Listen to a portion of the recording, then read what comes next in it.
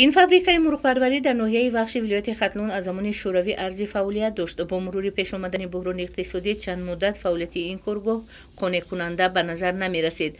با تشبثکاری از هدایت‌های پیشروی ملت و دستگیری پیوسته صاحبکاران، این کارگاه به طور مؤثر فعالیتش را ابتدا بخشیده امروز میان صدها عدد کارخانه‌های پرنده پروری مملکت نفوذ و احترام خاصه خویش را دارد.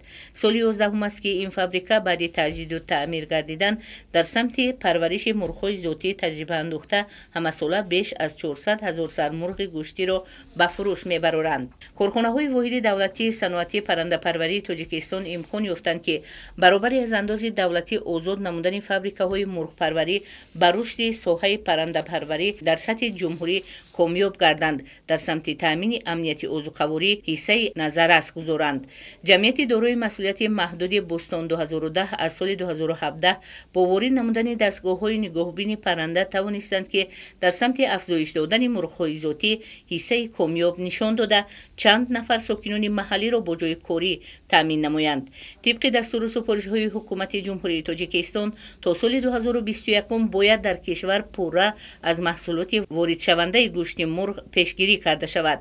با این مقصد مسئولین فابریکه پرنده پروری بوستان 2010 در ناحیه وخش پیوسته تلاش به آن می‌نمایند که بازار استعمالی داخله را با گوشت پرهیزی مرغ تامین نمایند. مقصد از تشکیل نمودن این کارگاه در آن است که سالهای پیشتر چیزی که ما می‌دونستیم از خارجه گوشت‌های مرغ‌های همین برویلر وارد میشد. ما تصمیم گرفتیم که یک کارخانه نگاهبینداری مرغ برویلر تشکیل نماییم که بازارهای داخلی جمهوری را با گوشت مقصد وطنی تامین نماییم. در جمعیت دارای مسئولیت محدود بوستان 2010 اقتدار خوب راجع به افزون بخشیدن صادرات موجود است.